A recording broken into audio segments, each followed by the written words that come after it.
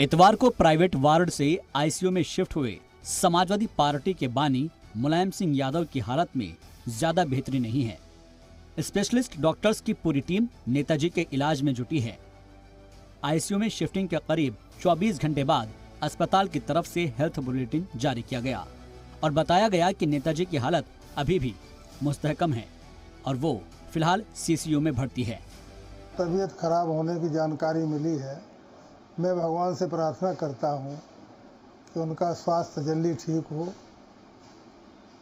और वो जल्दी अस्पताल से छुट्टी मिले और हम लोगों के बीच में आके मार्गदर्शन करें।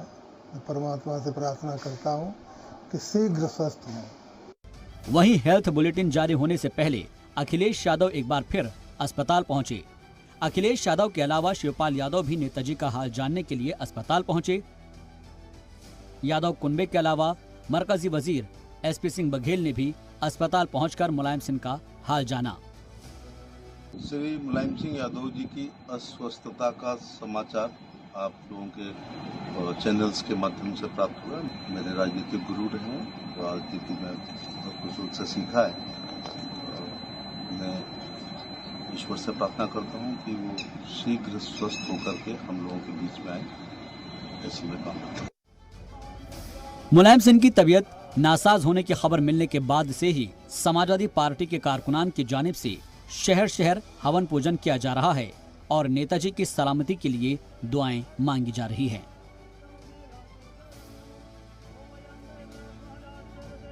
उनकी लंबी उम्र के लिए यही दुआ प्रार्थना है। नेताजी हमेशा दीर्घायु रहें, हम सब लोग इसीलिए ये हवन कर रहे हैं। सैफई से लेकर वाराणसी तक नेताजी के हामी बेचैन हैं। देश दुनिया में उनके लिए दुआओं का दौर जारी है। उधर समाजवादी पार्टी ने ट्विटर हैंडल पर पोस्ट कर कारकुनान से अपील की है कि कारकुनान अस्पताल ना आए। नेताजी की सेहत की जानकारी उन्हें वक्तन फवक्तन दी जाती रहेगी। ब्यूरो रिपोर्ट, जी मीडिया।